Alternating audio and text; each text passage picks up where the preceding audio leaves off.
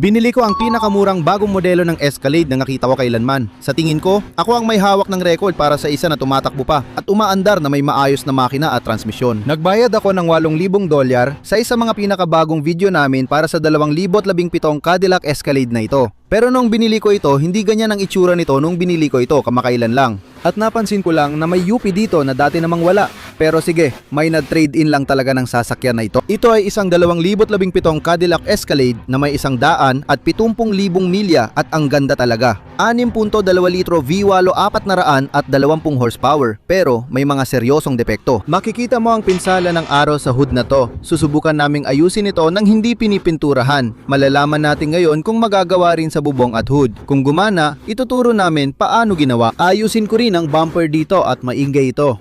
Sira na rin ang tuluyan ang suspension. Palitan din ang suspension at yung Cadillac Q touchscreen na hindi gumagana. Minsan, kung anong binayad mo, yun ang makukuha mo. Sa akin, may nakuha akong kakaiba. Hindi ko sure kung lugi o panalo ako dito dahil magulo ang kondisyon.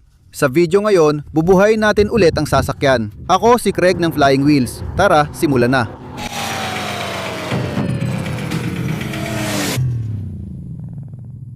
May ilang maluwag na piyesa sa truck na ito. Nag-uuga ito.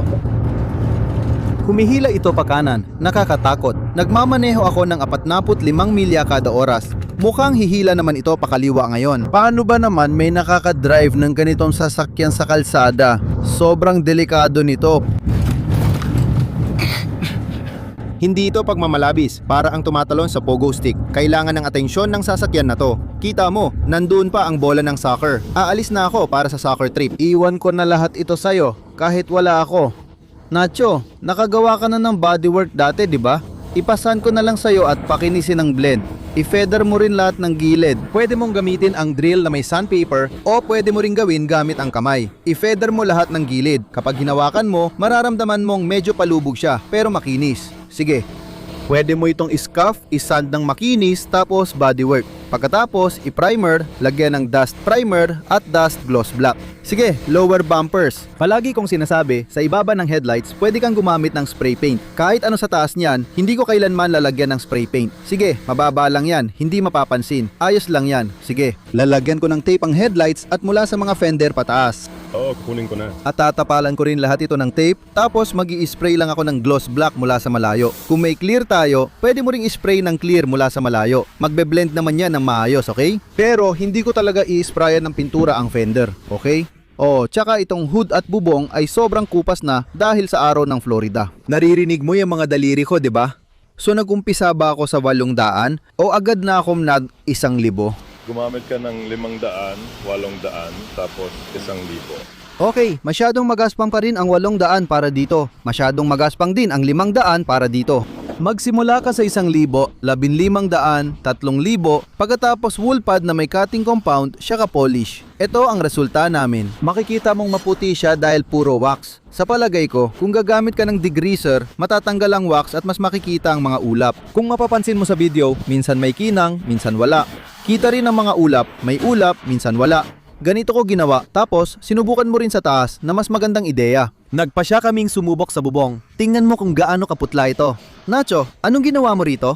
Kaya bahagya akong ginamit ang walong. Daan, sobrang gaan lang. Tapos umakyat ako sa mga 1,000. At pagkatapos, ginawa ko yung galaw na ganito. Oo. Bilog, parang orbital na galaw. Oo, sige. Dual action. Ang galing! Subukan mo sa bubong malapit sa sunroof, tapos lumipat ka sa hood at gawin mo rin sa mga bahaging ito.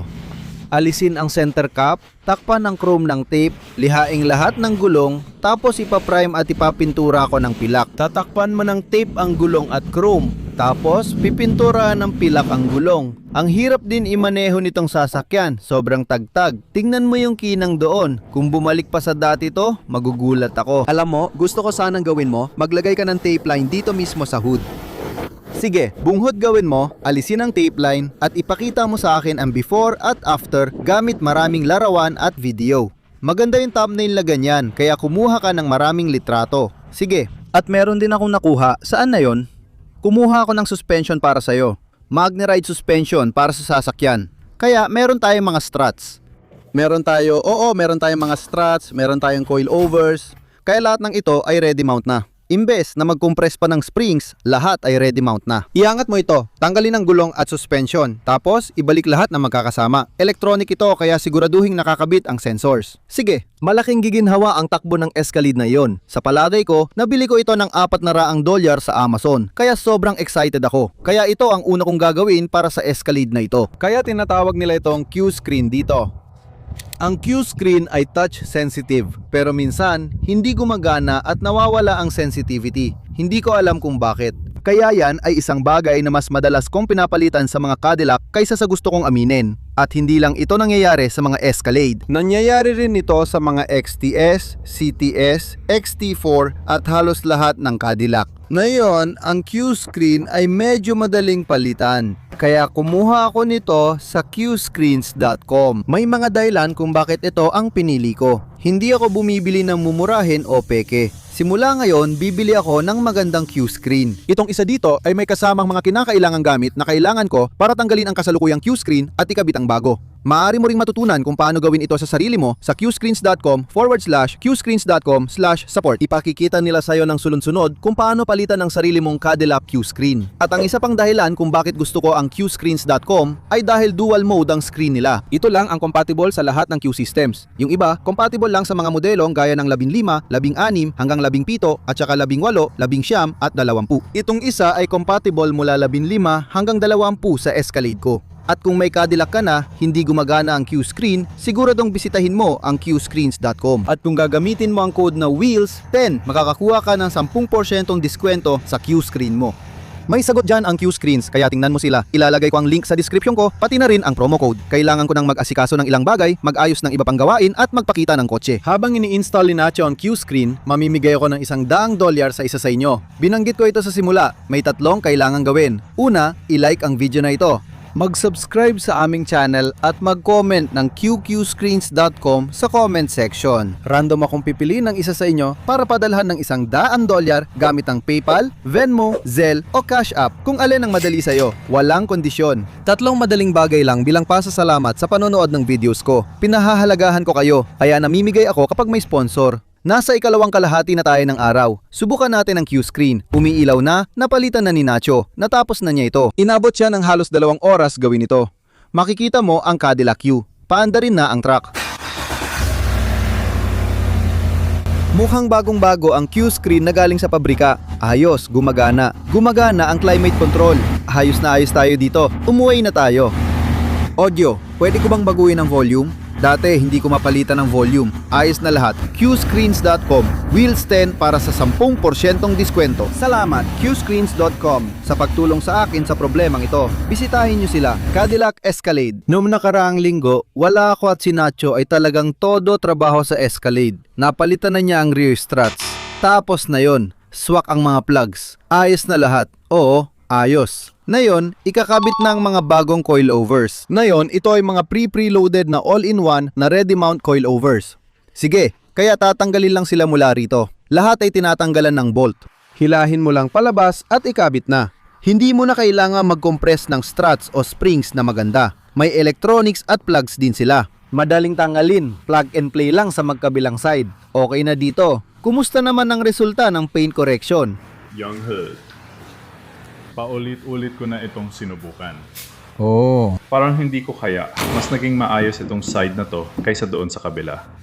Sinusubukan ko, pabalik-balik ako. Hindi ko kaya, pero maganda naman. Sige, pagkatapos ng suspension, aayusin pa natin. Order ako ng grease gun at lalagyan ng grasa lahat ng fitting mula ngayon, bawat kotse. Lahat ng fitting sa ilalim, lalagyan ng grasa. Sige, sa Florida, walang state inspection, kaya di natin alam kung ano nang nagawa, ano ang hindi nagawa, at ano ang napabayaan sa mga kotse. Kaya gagawin natin yon. Ordering ko na para sa'yo ngayon. Tapos na ni Nacho ang suspension ng Escalade. Maayos ang takbo ng Escalade. Kumusta ang pagmamaneho? Ah, kaya pala. Parang delikado talagang imaneho ang sasakyang ito noon. Ito yata, sa tingin ko, ito talaga yung may sira dito sa site na to. Sige. Yung isa lang may sira. Masaya akong marinig na mas maganda na ang takbo nito ngayon. Oo, at may ginawa ka rin ditong bodywork. Si Nacho ang nag-ayos ng bodywork sa bumper na to, tapos siya rin ang nag-primer. Makikita mo na may tape line siya, kaya pinatanggal ko sa kanya lahat ng tape, tapos in-wet sand niya para maging makinis. Sobrang kinis na pwede ko nang pinturahan ng glass black ang lower bumper. Hindi naman talaga ito mapapansin, kaya hindi ko gagawin yon dito o dito o kahit saan sa taas ng linyang to. O kung dito man, hindi ko talaga lalampasan ng linyang to. Kahit ano sa ibaba, pwede mong retokehin at i-blend para magmukhang maganda. Hindi rin ito mapapansin lalo na sa bumper corners. Ganito ang itsura bago gawin. Ayan, tapos na ang unang patong. Hintayin nating matuyo bago lagyan ng pangalawa. Malamang kita pa rin ang guhit ng tape. Sa tingin ko, kita pa rin yan. Kasi pag inangat ko, halata talaga. Hindi siya magbe-blend. Kita mo yan dyan? Hayaan muna nating matuyo yan. Baka kailangan lang ulit i-wet sand doon. Sige, dapat nating takpan ng tape ang fender, headlight, lahat ng trim at chrome parts. Pero may iiwan akong bukas para ma-feather ko. Kapag nag-i-spray ako, dito siya papunta. Si Nacho ang nagpinta ng mga gulong kaninang umaga at ang ganda ng kulay. Tamang-tama para sa gulong. Parang Krylon metallic silver o aluminium ang tawag doon. Ang ganda ng mga gulong na to. May napapansin na ako ngayon. Itong gulong na to, maganda pa ang thread. Pero yung isa, ubus na. Delikado yon kaya papalitan ko na. Kita mo rin ang bagong suspension. Ngayon, kung lilipat ako sa kabila, makapal pa ang thread ng gulong na to. Pero yung isa, kalbo na. Kaya ang problema dito, kailangan pareho ang kapal ng thread ng mga gulong sa bawat axle. Kaya kung may kalbong gulong dito at maganda pa ang gulong sa kabila, masisira ang differential sa harap at masisira rin ang differential sa likod. Kung magpapalit ka ng gulong sa 2-wheel drive na sasakyan at 2-wheel drive ang sasakyang ito, dapat palitan ng parehong gulong sa axle. Kaya yung nag-rotate ng gulong ay hindi nakatulong dahil ngayon kailangan tanggalin at ilagay ito sa likod. Papalitan natin yung dalawang sira na gulong kaya may dalawang bagong gulong sa harap at dalawang maayos sa likod. Ngayon, kung 4-wheel drive o all-wheel drive ang sasakyan mo, inirerekomenda nilang palitan lahat ng apat at huwag mong kalimutan ang 4-wheel alignment kapag nagpalit ka ng bagong gulong. Ayaw mong masira agad ang mga bagong gulong. Kaya sa Escalade, imbes na pinturahan, balatan, lihain, ihanda at pinturahan pa ang hood na baka hindi pa magtugma ang kulay at pati salamin gagawin pa, susubukan ko na lang ibang paraan. Sa tingin ko, pwede naman ito. Bumili ako ng wrap kit para sa salamin at mas malaking kit para sa hood. Susubukan kong i-wrap ang sasakyan ko sa unang pagkakataon at tignan natin kung ano ang kalalabasan. Unang gagawin natin ay magsimula sa mga salamin. Mas madali ito para sa akin at makakapag-practice din ako. Hayaan ninyong spray ko muna. At punasan ang mga ito. Tapos, pupunta tayo sa kabila. Spray din natin ang mga salamin na ito. Punasan ang mga ito. Tapos, spray natin ang hood at punasan sa isang direksyon. Pagkatapos, gagamit tayo ng soapy water para ilatag ang wrap. Na-wet sand mo na ito, di ba? Oo, kaya kasing kinis na nito hanggat maaari. Gusto kong siguraduhin na walang texture sa ilalim ng wrap kasi ayoko may maramdaman ka o may makapakas sa ilalim ng wrap. Kaya kapag may naiwan ako sa hood, makikita at mararamdaman mo ang bula. Kaya puputulin ko ito sa gitna para magamit ang dalawang piraso. Mabilis itong matuyo sa araw ng Florida. Mas mainam gawin ito sa garahe.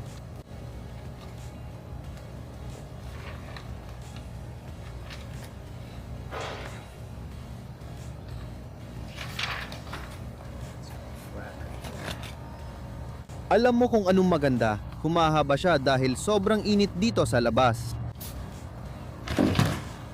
Kaya pwede ko lang hilahin ng ganito. Mainit dito sa Florida, kaya pabor ito sa akin.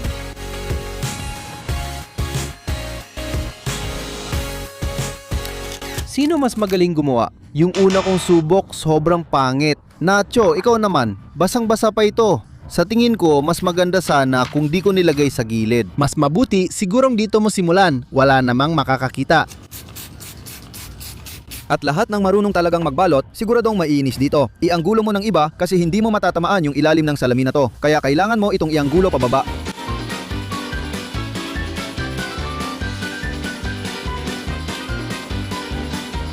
Mukhang maganda pero kulang ang putol. Hawakan mo ito.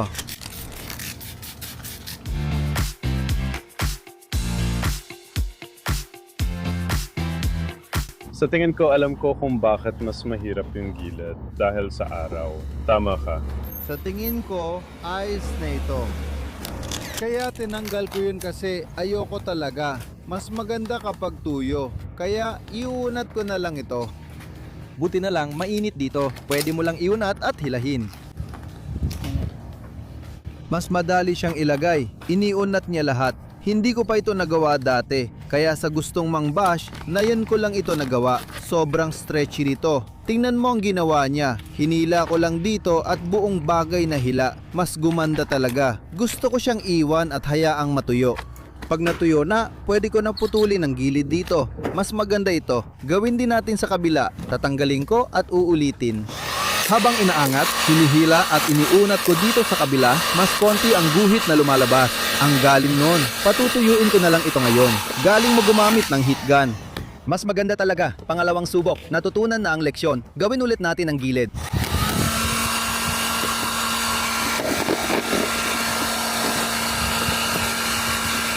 Diyan mismo.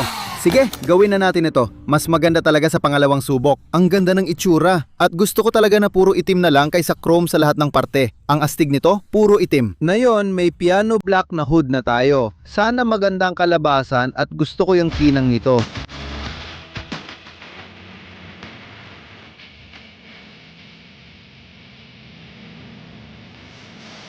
Isa pa.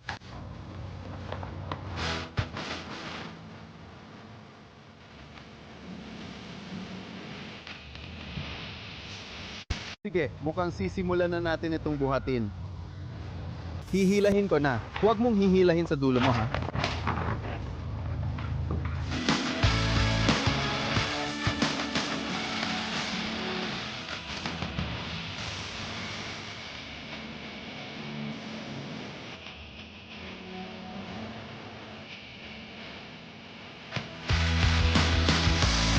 Sige, mas maganda talaga itong gawin ng tuyo sa salamin. Paglipat sa kabila, gawin ulit ng tuyo. Malaki talaga ang pinakaiba. Kaya ang ginawa namin, tinapos namin itong bahagi na ito dito kasi sobrang kupas na.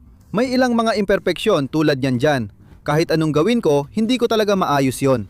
Naisip ko tuloy kung gagamit ako ng heat gun, baka gumanda pa. Nang ininit namin sa araw, ang anumang natirang tubig ay nag-iwan ng gula, kaya hindi ko na ito gagalawin. Hahayaan ko muna at titingnan na mangyayari. Ginawa rin namin ito tuyo. Ginawa namin ito ng basa dahil mas madali talaga. Hindi ko pa rin alam ang gagawin ko sa mga bula. Heto ang bubong bago pa kumupas sa araw. Ayusin natin yan ngayon. Handa ka na? Pwede na natin ilatad. Ano sa tingin mo? Isang maliit na patag na ibabaw lang.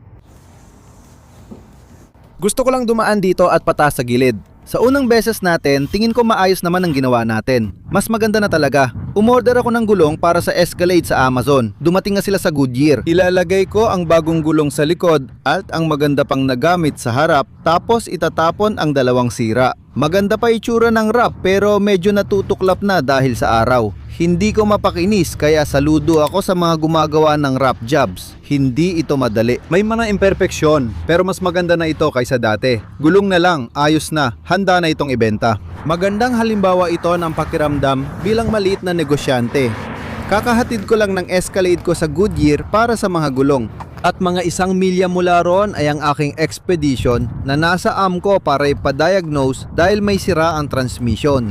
Hindi ako mag-u-Uber ng 1 milya. Kalokohan naman yon. Hindi ko rin papasunodin ng anak ko para lang ihatid ako ng 1 milya. Kalokohan din yon. Kaya maglalakad ako sa init ng Florida na umaabot sa 85 degree mula sa isang lugar papunta sa isa pa. Ganito talaga ang buhay. Puro juggling, puro balanse. Pagkalipas ng 30 minuto. Pagkalipas ng 30 minuto, mali ang tansya ko sa lakad na yon, kaya basang-basa ako. Naligo at nagbihis ako ng pinakamaganda kong damit dahil mananayaw ang anak kong babae at gusto ko magmukhang presentable sa mga litrato. At naglakad lang ako nang hindi ko alam kung gaano kalayo ng 30 minuto sa init ng Florida at basang-basa ako. Pero nandito na kami sa ekspedisyon. At na yon, malalaman ko na kung ano ang problema. Na-diagnose nila agad sa mismong araw na yon, ang galing. At saludo sa AMCO sa Stuart, Florida. May naiwan akong maraming pera sa pitaka sa truck ko na nasa labas lang, pero buo pa rin lahat. Salamat sa katapatan. Balik na ulit ang Escalade. Gumamit kami ng 1,234 YF, kaya mas mahal ang AC recharge. Sinabi rin na linisin at hugasan ang condenser dahil maraming natrap na insekto at dumi. Kaya ngayon, malamig na ang AC natin bago ang mga gulong. Mas maganda na talaga ang mga rim. Mas maganda na. Pero anong meron dito? May grasa pa sila. Kaya kailangan pa nating hugasan ulit ang mga ito. Parang grasa ng gulong yan mula sa car wash. Tapos na rin ang wrap sa hood. Uy, kumusta ka na? Mas perpekto na ngayon ang likod at quarter panel. Walang kapintasan matapos ang paint correction. May maliit na gasgas dito pero ganyan na talaga yon. Ang ganda na ng mga rim na yon, bago ang mga gulong. May maliit na UP sa katawan pero sa 170,000 milya mas maganda pa rin ito kaysa dati. Gustong gusto ko ang wrap na ginawa ko. Sa tingin ko, mas maganda na ngayon ang ginawa kong trabaho kaysa dati. Nilagyan ko ito ng wrap dahil kupas at hirap dumikit. Hindi ko alam kung marunong kayo nito. Ulit, first time ko mag-wrap pero perfect ang linya. Dito lang naputol. Hindi mo mapapansin maliban dito. Kung alam nyo ang dapat gawin, pakisabi sa akin. Maayos pa ang harap na bumper para sa truck na may 170,000 milya. Tingnan mo ang wrap sa hood at bubong tapos hintayin mong makita ang loob. 2 beses ko na itong binili para sa truck. Hindi ko alam saan napunta yung una. Baka nawala ako sa car wash. Bumili ulit ako ng pangalawa pero nawala ako rin bago magamit. Kakalinis ko lang ng mga floor mat. Perpekto ang mga upuan at halos perpekto ang interior. Punta tayo sa likod. Yung likod parang walang kapintasan. At meron pang DVD sa headrest pati sunroof. Nacho, tinanong ko tungkol sa mga gulong kasi iba na ang itsura nila ngayon. Hindi ko alam kung anong nakuha ko sa video. Pwede mong ipaliwanag ang ginawa mo sa mga gulong? Ang ginawa namin, kinayod namin ang mga ito at pininturahan. Dati kasi, puro gas-gas at sobrang pangit ng itsura nila. At ngayon, pininturahan namin sila, hindi siya parang chrome. Pero parang pearl. Ganito ang pagkakaiba. Ito ang chrome at ayokong pinturahan ang factory chrome. Brilliant silver na spray paint naman ito. Yun lang. Pinakinis ni Nacho lahat, hinugasan, nilagyan ng primer, tinakpan ng chrome, inulit ang primer at pininturahan ng brilliant silver. Ganyan na itsura nila ngayon. Pagkatapos namin gawin ang mga gulong, parang stock at perpekto ang itsura. Ang galing. Sige, tingnan natin kung gaano kalamig ang aircon kasi puro hangin lang ang lumalabas ng chinek ko. Oo, malamig siya. Ang galing. Oo nga. Malamig na aircon, bagong gulong. Ang galing natin. Masaya ang project na to kasi hindi tulad ng $12,000 na Altima at mga Dakota, sulit ayusin lahat. Gulong, preno, aircon dahil aabot ng 15,000 ang halaga ng trap pag natapos ko. Ayokong may magreklamo na hindi malamig ang aircon o kailangan ng bagong gulong sa sasakyang nagkakahalaga ng 15,000. Gusto ko, maayos lahat. Kapag nagmaneho ka nito, hindi ka natatalbog o magkakalampag sa speed bump. May bago na akong sway bar links, motor mounts at gulong. Bago na ang buong suspension, na-charge na ang aircon, hindi na kupas ang kulay. Isa itong kumpletong restoration. Ngayon dadali na natin. Kukunan ng litrato at ililista para ibenta, makikita nyo rin dito kung magkano nagastos ko. Proud si Nacho sa bago niyang BMW. Kukunan ko na ng litrato, ililista at susubukang ibenta ito. Nacho, nakakagulat kung gaano nakaganda ang takbo nito ngayon. Ibang-iba na ang sasakyan mula nang bilhin natin. Nacho, okay ka lang ba habang tinutulungan mo ang kapatid mo? Kinukunan ko ng litrato ang kotse. Sana makita nyo ako, hindi refleksyon ko. Ang ganda ng kuha, kita nyo lahat ng anggulo. Talagang perpekto ang unang litrato na yan. At ang ganda ng itsura nito sa ilalim ng araw. Kukuha pa ako ng isa pang ganito na kita ang kinang at liwanag ng araw dito. Perpekto talaga. Yang litrato na yan ang mapapabenta sa kotse na to. Kaya ganito ang sitwasyon. Maraming tao ang nakakakita kung magkano ang binabayad ko para sa kotse sa auction. Craig, nakita ko na nagbayad ka ng 8,000 para sa Escalade na yon. Bibigyan kita ng 9,000 cash na yun din. Di nila alam lahat ng ginastos sa kotse maliban kung panoorin nila ang buong video. Kaya babalik tayo sa shop ko para ipakita ang gastos sa gulong, suspension at iba pa. Hindi pa kasama labor dito. Halimbawa, kung ipapagawa mo lahat ito sa mekaniko, aabot sa $5,000 ang gastos. Ngayon, naipasok na natin ang $8,500 para bilhin ito. Binili ko lahat ng pyesa at pagkatapos binyayaran natin si Nacho, binyayaran natin si Hailey, binyayaran natin ang renta ng opisina at ng shop, pati na rin ang insurance at lahat ng dagdag na bayarin na talagang lumalaki. Malaki talaga gastos ko buwan-buwan. Kaya kahit kumita ako ng $5,000 sa kotse na to, di ko talaga yun kita. Nacho, ilang oras mo na bang ginugol dito? 25 na kasama ang suspension at motor mount. Nakalimutan ko pang ginawa natin ang motor mount. Naglakad pa ako ng 1.5 milya sa init dito sa Florida. Kailangang isaalang-alang ang mga bagay na yan sa presyuhan kahit hindi ito napapansin ng mga tao. Magte-text lang sila na 12,000 cash na yun din. Pero di nila alam na gumastos ako ng 4,000 sa repairs at nakatingga ang 10,000 ko ng halos 1 buwan at kalahati. Sa dami ng inaasikaso sa kotse, ganyan talaga kailangan para mapatakbo at kumita ang shop. Inayos ko lahat base sa sasakyan. May 2017 Cadillac Escalade tayo. Kailan natin ito binili? Abril 13. 13. Tapos magkano ang binayad natin para dito? 8,300 at 95. Sige, ayos. 83,900 at 95. Ano meron tayo para sa mga piyesa? 2 gulong, Magkano? 250, 250, 62 motor mounts, mga 100 at 90, 100 wrap, 200, 200 sway bar links, at 12, $12, 12 door button, at 250, 250 suspension. Sige, may kabuuan kang 400,000, 400 at 3 ayos. Okay? Kaya 700,000, 400 at $3 ang na-invest sa sasakyan na yan. Magkano ko ito binibenta? Nasa 15,000 at 500 ito. Sige, 15,500 bawas 7,400 at 3. Makakakuha tayo ng kabuuang kita na 6,977. Ngayon, kung pupunta ako sa ating website at titingnan ko ang Cadillac, ipinapakita nito kung saan tayo nakaranggo pagdating sa presyo. Nakikita mo rin ba ito sa panig mo? Oo, sige. Kaya ako, anong nakalagay sa panig mo? Oo, magandang presyo. Sa 15,500, mas magandang presyo natin kaysa sa 3 katulad na sasakyan. 165 sa ibaba ng karaniwan. 165 sa ibaba ng karaniwan. Sige, kaya may pagkakataon tayong kumita ng maayos. Pero nakita mo naman kung gaano karaming trabaho ang inilagay natin sa sasakyan ito. Ibig kong sabihin, 2 buwan na nating pagmamayari ito. Binili natin noong Abril, tama? Mayo, Hunyo. At pagkatapos lahat ng paggawa, lahat ng trabaho ni Nacho, lahat ng oras, pati na rin ang gastos sa pagpapatakbo ng negosyo nito, talagang nadadagdagan.